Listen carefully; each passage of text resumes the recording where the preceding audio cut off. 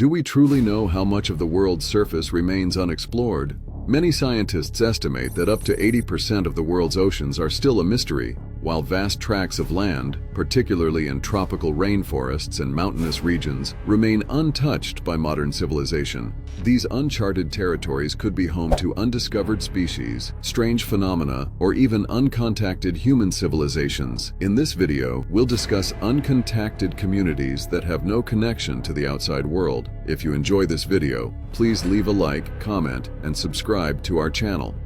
Firstly, what is meant by uncontacted tribe?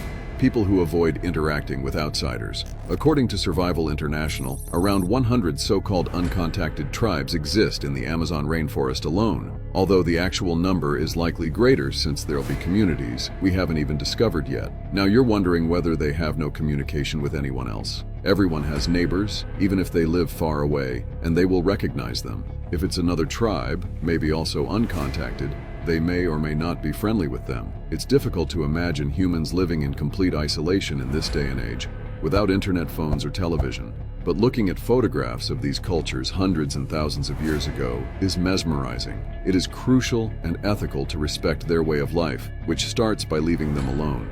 The Sentinelese people resided on North Sentinel Island in the Bay of Bengal. This is frequently referred to as the deadliest island on Earth. Intruding on another person's house is not only illegal, but it is also quite hazardous. The Sentinelese are known to be very protective of their territory, and some have met tragic ends after moving too close. The island is absolutely off-limits to visitors. However, there was a recent case involving a Christian missionary called John Allen Chow. In 2018, as a member of the All Nations organization, he traveled to North Central Island with the intention of converting the tribe to Christianity. Over the course of a few days, he gradually approached the island, presenting fish in an attempt to establish peaceful contact with them. But each time he got too close, he had to leave. At one point, a young tribesman threw an arrow at him, which would have penetrated Chow's chest if not for his Bible. Chow regarded this as a message to keep moving on, and he made one more try the next day, instructing the fisherman he was traveling with to leave him behind. It was the last time he was seen alive. The fisherman then witnessed his body being dragged along the beach by members of the tribe. Next are the Amazon tribes in Brazil. This photograph, taken in 2008, captures a striking image of 3 tribespeople, 2 of whom are shooting arrows directly at the camera. This photo, along with many others, was taken as part of a project carried out by the National Indian Foundation, an entity of the Brazilian government focused on policies affecting uncontacted indigenous communities. According to José Carlos del Reyes Morales Jr., an expert on uncontacted tribes, these photographs were taken around the Javari River Valley to attest to their existence. He also highlighted the threat that illegal loggers pose to these cultures in Peru, condemning the ongoing environmental and cultural destruction as a massive crime against nature. This situation further illustrates the irresponsible ways in which the so-called civilized world interacts with the earth and its indigenous peoples. We now head over to Peru to explore the tribe known as Nomole, often referred to by the name Mashco-Piro tribe, which translates to wild or savage. However, Nomole is considered a more respectful term that connotes brothers and sisters or family. This hunter-gatherer tribe resides in Peru's Manu National Park and has long avoided interaction with outsiders. Living in harmony with the dense forests, their lifestyle displays their profound connection with nature, relying on hunting and gathering for sustenance. Their knowledge of the land and its resources is unparalleled, passed down through generations, a living tradition that remains untouched by modern civilization. There have been reports of violent clashes with those attempting to intrude on their territory, such as the incident leading to the death of a local man named Nicolas Flores, who was found with a bamboo-tipped arrow in his heart, presumably fired by a member of the Nomole tribe. Historically shrouded in mystery and isolating, beginning around 2011, the tribe began to be seen more frequently, approaching missionaries, visitors, and other locals, requesting food and equipment, which put the Peruvian government in a challenging position. It is vital to acknowledge that uncontacted tribes like the Nomole are especially vulnerable as they lack immunity to diseases and illnesses common outside their isolated environment.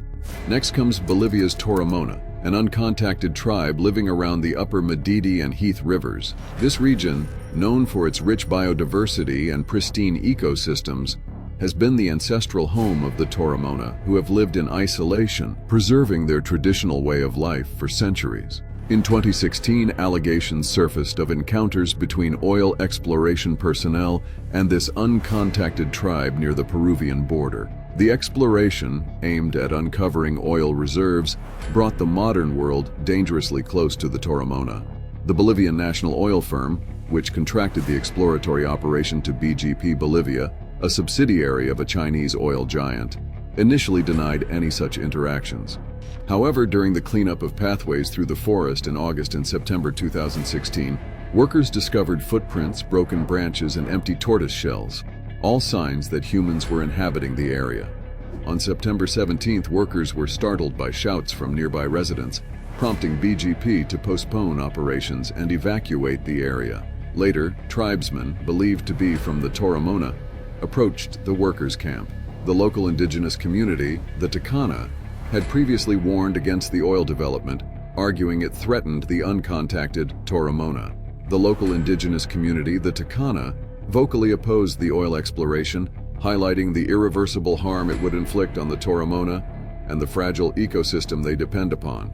Despite these concerns, the president of Bolivia's state oil company dismissed the existence of the tribe, asserting, "The facts have been twisted. We will continue with our work." This oil exploration involved carving hundreds of tracks through the forest and setting off more than 61,000 small underground explosions in the Amazon's uncontacted frontier, posing significant risks of unintentional interactions and exposing the tribe to common illnesses and diseases like the flu and measles, potentially devastating to their health. Finally, there are numerous uncontacted tribes surviving in the vast woods of West Papua. These tribes, living in one of the most remote and inaccessible regions on Earth, have maintained their traditional way of life with minimal external influences. Unlike their counterparts in Brazil, who are protected by government agencies such as FUNAI, these tribes in West Papua do not have official protection.